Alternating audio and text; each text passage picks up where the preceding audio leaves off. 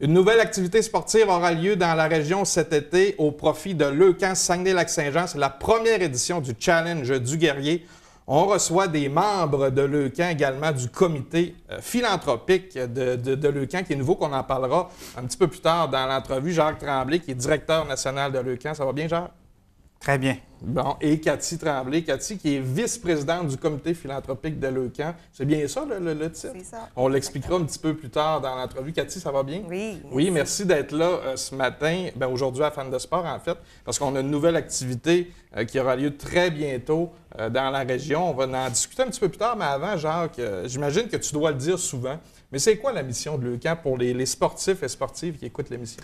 Bien, je dirais que la mission, là, vulgarisée, c'est de veiller au mieux-être et au rétablissement des jeunes atteints de cancer et leurs familles. Et ça se traduit par une présence très terrain, avec une offre de services adaptés, distinctifs, spécialisés, puis vraiment selon les besoins des familles.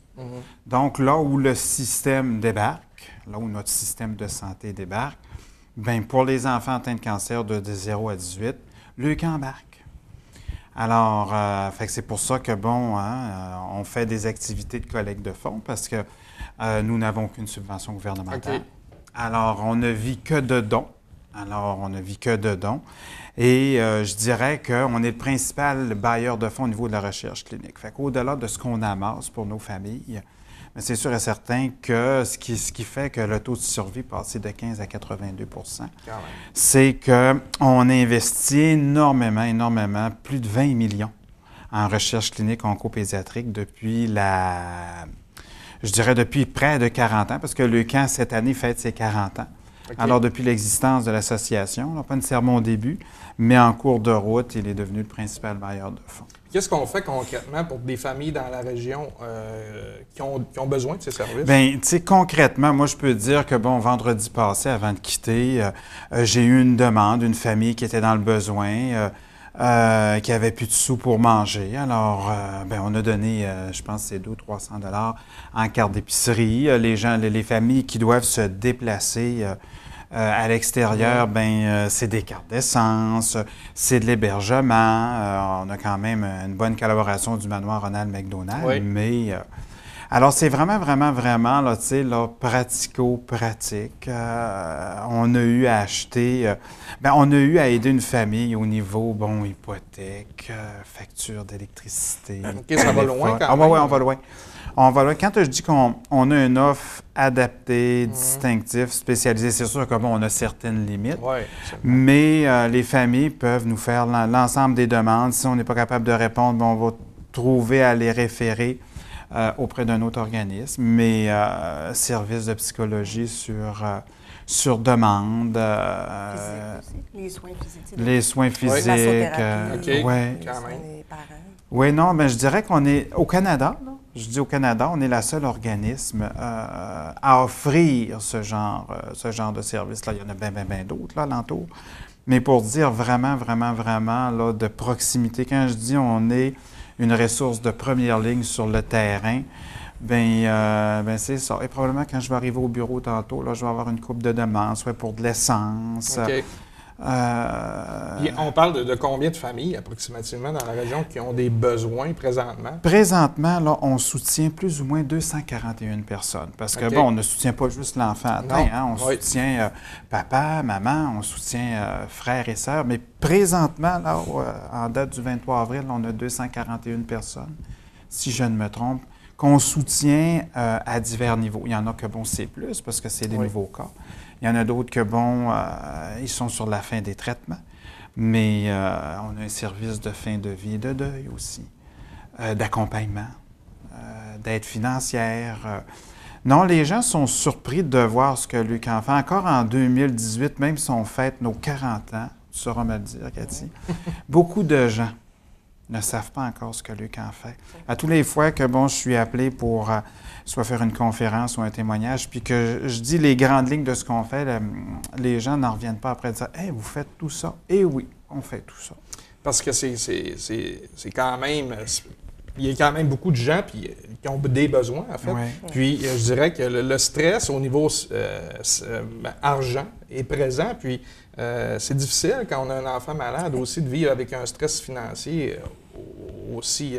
Ça devrait pas. Ça devrait pas, effectivement. Donc, on peut penser que le camp, c'est un des seuls organismes, j'imagine peut-être qu'il y en a d'autres, qui aident vraiment puis concrètement ces familles-là. Je dirais concrètement, on est pas mal la seule. Puis on est quand même bien entouré. On est quand même bien entouré parce que, bon, au-delà de ça, on est une très petite équipe, mais on a beaucoup, beaucoup de gens qui s'impliquent pour le cas. Tu peux en parler en connaissance de cause. Cathy est avec nous autres, ça fait 1 an et demi, 2 ans. Alors, parce que seul, on n'y arriverait pas. Seul, on n'y arriverait pas. Puis les besoins sont tellement, mais tellement grands.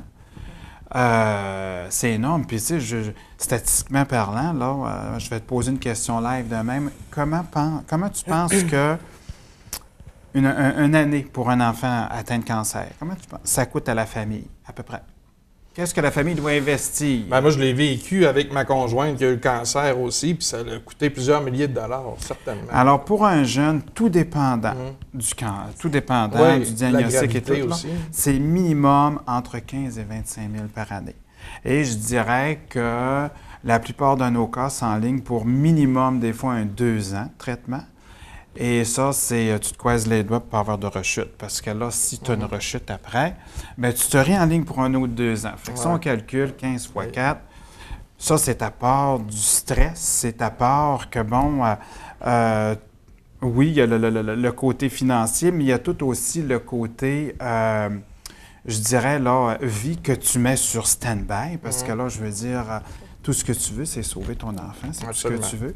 Alors, tout prend le bord. C'est toute la cellule familiale. Alors, tu sais, je veux dire, moi, j'appelle ça la perte de jouissance, là, tu sais, là, je veux dire, du plaisir. Je veux dire, t'es plus là. Puis, on en parlait tantôt, genre, vous avez besoin d'aide, vous avez besoin de gens qui participent, dont moi, je participe aussi. Cathy également. Nouveauté depuis peut-être 1 an ou peut-être un petit peu plus. Le comité philanthropique, c'est quoi? Parce que Cathy en est la vice-présidente.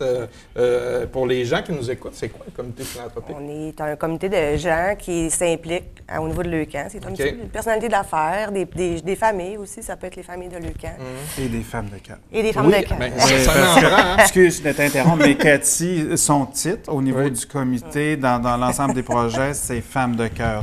Oui, elle l'a. Juste une petite parenthèse, là, moi je suis là parce que l'histoire a commencé qu'il y avait une petite enfant dans ma rue qui était atteinte d'un cancer, puis j'ai été vraiment touchée par cette histoire-là. Puis on est allé cogner à leur porte pour dire, en famille, on s'est dit, bien, ils peuvent pas vivre ça tout seuls, ces gens-là. Ils ont sûrement besoin de quelque chose, ils ont sûrement besoin d'aide. Fait que ça a commencé comme ça, mon histoire avec le camp. C'est des gens que vous connaissez plus ou moins ou vous voyez juste dans la rue? On les connaissait pas du tout. Okay. On les avait vus passer à la télévision, des entrevues dans les journaux, mais on est allé offrir notre aide, dans le fond. Puis ça a commencé là, mon histoire avec le camp. Puis ça continue depuis ce temps-là. Mais c'est certain que ces gens-là ont besoin d'aide énormément. Oui, l'argent, on parle beaucoup d'argent dans les comités, puis on a besoin parce que tout coûte cher aujourd'hui, les services, mais aussi besoin de juste des petits câlins, des petits moments de douceur. Oui. Tu sais, ça, on en parle moins, mais tu sais, les gens, c'est une cause qui est difficile, la maladie chez les enfants. Fait que je pense que c'est pour ça qu'elle est encore méconnue, où les gens peut-être ont peur d'en parler, mais tu sais, c'est des gens qui ont énormément besoin. Il ne faut pas avoir peur d'en parler. Je pense qu'ils ont besoin d'en parler, ces gens-là, ces familles-là. Fait que c'est pour ça, moi, que je suis attachée à cette cause-là. Puis elle est très humble, je m'excuse, elle est très humble parce que moi, je me souviens, à un moment donné, ils avaient demandé ce que je peux. Puis quand la famille partait en traitement à Québec, quand ils revenaient dans le garage, il y avait des petits repas. Qu'elle avait préparé ou que le restaurant avait fourni tout. Puis à un moment donné, bien, c'est ça, il s'est développé une belle relation avec la famille et tout. Puis non, c'est ça, c'est que, tu sais, des petits moments de répit, là, tu sais, d'arriver à la maison puis de dire, bon, ben j'ai pas besoin de... Fait que ça, c'était un de tes... C'est ça qu'on a offert. Ils ont commencé comme ça. C'était vraiment génial. Moi, je riais parce que, je riais, oui. Parce que ces gens-là trouvent quand même du temps pour rire. Oui. Puis ils nous donnent des leçons, là. Je vais te dire, sincèrement parlant, parlant, là, ceux qui se plaignent de la température, là, vous n'êtes pas à bonne place à Leucan, je vous le dis. Mais non, parce que, tu sais, bon, on se parlait, bon, oui, ils sont à Québec pour 2-3 jours, ils reviennent quand? Parfait. Fait à trimettre la bouffe et tout ça, puis hein, tu allais porter ça dans le garage ou... fait que, c'est pour ça, puis quand on a commencé notre comité, pour revenir au comité, tu sais, je trouvais qu'on n'était pas beaucoup de gens, tu sais, mais oui, mais il y a beaucoup de travail, fait que comment on a trouvé des idées, puis on disait, faut agrandir, il faut aller chercher d'autres personnes pour nous aider. Et c'est pour ça que le comité a grandi, puis c'est pour ça qu'on a plein de beaux projets. Et c'est ça, le comité fait quoi, en fait? Bien, en fait, on a un comité c'est des recherches des sous pour les familles, puis c'est l'organisation des projets, des activités comme le prochain défi qui s'en vient, le défi des guerriers. On est des gens qui s'impliquent, dans le fond, pour trouver ces activités-là, pour aider Leucan, qui sont seulement quand même 3 là, au bureau du Saguenay, ils ne sont pas une grosse équipe. Donc, on se disait, c'est impossible qu'ils arrivent à aller chercher autant de sous dans l'année financière qu'ils ont besoin. Fait que c'est pour ça qu'on est un comité très, très, très actif. Pour y participer avec vous dans ce merveilleux comité, il y a beaucoup de gens de plusieurs milieux aussi. C'est ce qui fait peut-être la force de ce comité-là. Bien, je dirais que l'objectif qu'on avait avec ce comité-là, c'était d'avoir une diversité autour de la table. Exactement. Le rôle principal qu'ils ont à jouer, c'est à quelque part de nous... d'un, ils veulent jouer le rôle d'ambassadeur. Ils veulent jouer le rôle d'ambassadeur de Leucan, mais aussi s'assurer qu'ils vont nous aider dans la pérennité de l'association. Je le disais d'entrée de jeu tantôt. On n'a aucune subvention gouvernementale. Nous, le 1er avril de chacune des années, le compteur tombe à 0. La seule chose que je suis en mesure de gérer puis de savoir où je m'en vais, du 1er avril aller au 31 mars, c'est mes dépenses, parce que là, je peux couper.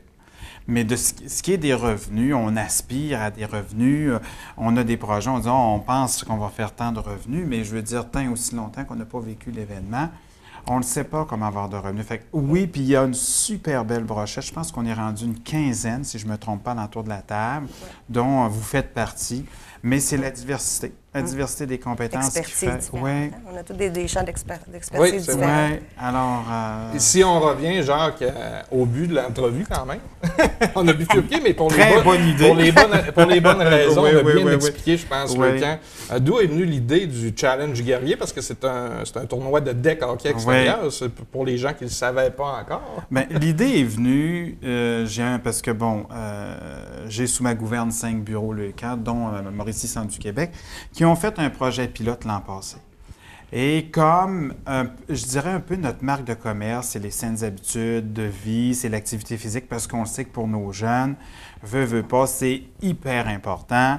Alors, on s'est dit, est-ce qu'on sera en mesure de réintégrer un défi sportif amical au sein de Leucan? Alors, on a apporté ça à l'entour de la table du comité philanthropique et on s'est rendu compte qu'on avait des mômes de hockey, mômes pour maman, hockey mom, je m'excuse, et des hockey pop, probablement aussi.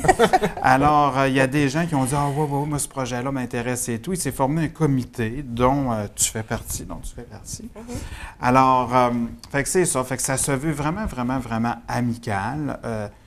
On sait que, c'est un sport d'équipe. Alors, c'est mobilisateur, ça consolide les liens, ça permet de passer du temps avec ses amis, sa famille, ses collègues de travail. La formule est ouverte quand même, puis je vais laisser Cathy en parler tantôt, mais la formule est quand même ouverte assez à large pour viser toutes sortes de clientèles. Alors, puis le Challenge guerrier, c'est vraiment en lien avec nos jeunes, parce que nos jeunes, ce sont des guerriers. C'est vrai. Parce que pour passer au travers du cancer, pour un jeune, il faut que tu sois un guerrier parce qu'ils ne l'ont pas facile. Ils ne l'ont pas facile. Absolument. Le titre le dit bien. Bien, c'est ça. C'est pour ça que, tu sais, pour moi, le titre, c'était tellement évocateur, Challenge du guerrier. Alors, ce qu'on souhaite, c'est que, on ait plein de gens qui décident, ne serait-ce que le temps d'un instant en août prochain, de dire, regarde, moi, je vais relever ce challenge-là. Pour justement ces petits guerriers-là qui se battent à tous les jours. Je veux dire, tu te couches avec le cancer, tu te lèves avec le cancer, tu vis avec le cancer 7 jours sur 7, 24 heures sur 24, pendant pas juste ça laisse des séquelles aussi toute ta vie également, là, quand tu t'en sors, en fait. de grosses, autant physiques, psychologiques, à bien des égards. On parlait tantôt, les gens qui se plaignent de la météo. Nous, dans le cadre de l'équipe de hockey, mon garçon, notre petite amie qui était atteinte de cancer est venue voir quelques matchs en finale l'année passée de l'équipe à Justin, puis ça a tellement donné de l'énergie à nos... Parce qu'il est venu raconter son histoire dans la chambre, fait que les jeunes joueurs, après, ils ont tellement eu de l'énergie, puis ça a quand même marqué leur vie, puisque j'en entends encore parler là, 2 ans plus tard. Fait que, je pense que le défi du guerrier, c'est effectivement pour nos jeunes, ça peut donner... Il faut en parler. Il faut en parler à nos enfants. Moi, j'arrête pas de dire c'est un sujet qui n'est pas évident à parler, mais nos enfants, il faut qu'ils soient conscientisés à ça. Je pense qu'on est de plus en plus touchés dans la région.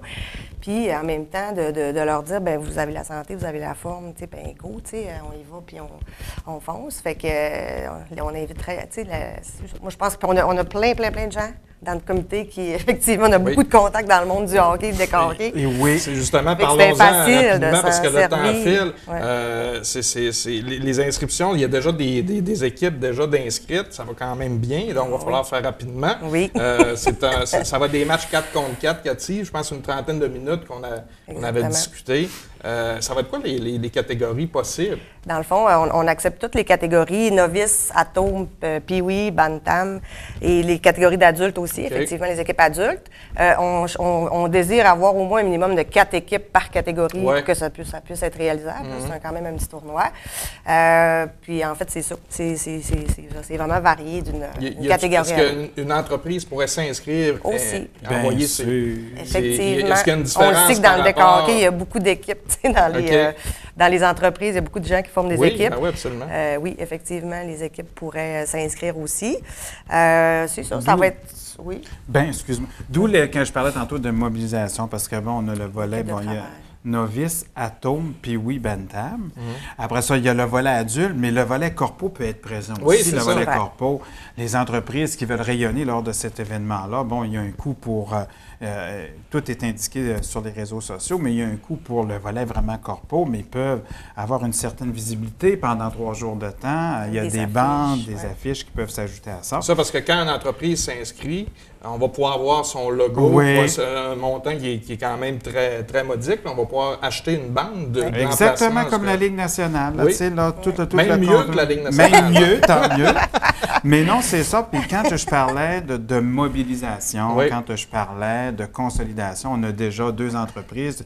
Ben, je ne veux pas les nommer tout de suite, mais il y a déjà 2 entreprises qui se sont engagées à former une équipe. Mais on n'avait pas encore lancé l'événement. Alors, dans les prochaines semaines... Puis quand on parle de partenaires, j'ai vu qu'il y avait Niobek qui est présent avec nous, en fait. Oui, bien, présent. Niobek est un partenaire majeur pour les 2 prochaines années. Est-ce qu'il y a d'autres partenaires, genre, qui est pour l'instant? Bien, on est vraiment au balbutiement. Tu sais, je veux dire, le site va être en ligne probablement la semaine prochaine. Donc, on prend quand même les inscriptions via Facebook. Les gens vont sur Facebook, sur notre page. Il y a l'événement qui est créé. L'événement est créé. Les gens appellent au bureau pour réserver leur place parce qu'on a quand même un nombre limité de places. Oui. Le site va être actif à compter de la première semaine de mai. Puis après ça, c'est sûr et certain que l'événement est présenté par Niobek. C'est bien Niobek qui présente l'événement, mais il n'y a rien qui empêche d'autres entreprises, d'autres partenaires de se coller à l'événement. Puis on demande pas mieux que ça parce que, bon, moins l'événement coûte cher, plus il en va aux familles. C'est ça. C'est oui, effectivement. C'est comme ça. Fait plus le coût est nul, mieux c'est pour... Tant mieux pour le camp, oui. Donc, c'est du 17, je pense qu'on n'avait même pas dit la date tellement qu'on avait de choses à dire. On invite les gens du 17 au 19 août au parc Amel et Fradette. Ça se situe à Rivière-du-Moulin. Ça va être un événement magique. Moi, j'en suis convaincue pour être là depuis 2 ans, 2 ans et demi. Là, les événements de Leucan, c'est toujours des événements... Donc, on va sûrement avoir de l'animation, vendre d'alcool un petit peu. Oui, parce qu'on va avoir un monde adulte et tout. Puis moi, je tiens à vous dire que ne vous inquiétez pas pour la température parce que, bon, j'ai eu l'occasion dans les dernières semaines, à quelques reprises, de valider, mais en tout cas, de valider est un bien grand mot, mais on nous annonce un été chaud. Ah, OK. Alors, dites-vous une chose, que comme on mène une bonne vie, nous, à Leucan, on le souhaite, bien, il devrait faire beau le 17. Ça va être une belle fin de semaine. Sinon, nous avons un plan B quand même, il faut le dire. Oui, c'est ça qu'on dit. Il reste à peaufiner, mais... Puis même si c'est moins beau, je pense que, tu sais, je veux dire, nos enfants, je veux dire, quand c'est moins beau, que c'est plus gris, dans leur vie, ils se battent pareil, tu sais, je veux dire... c'est le but de ça. Oui, puis je veux dire, c'est pas la température qui doit gérer nos événements, c'est beaucoup plus nous, comment quelle attitude on va adopter pour cet événement-là. Mais c'est ça. Puis il y a un beau parallèle à faire. S'il fait beau, tant mieux. S'il fait un petit peu moins beau, il faut juste penser que dans la vie de nos jeunes, il ne fait pas toujours beau. Exact. On finit sur ces belles paroles, Jacques, quand même, très sage. Donc, on rappelle aux gens, 17 au 19 août au parc Amel Fradette à Chicoutimi. Les coûts d'inscription et toutes les informations sont sur la page Facebook de l'événement Challenge du Guerrier. Il y aura éventuellement un site Internet aussi en ligne où on pourra s'inscrire.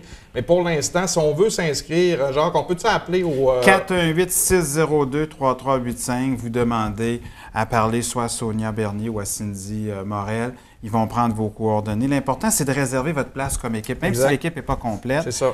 Parce que le nombre est limité. C'est une première année, c'est un projet pilote.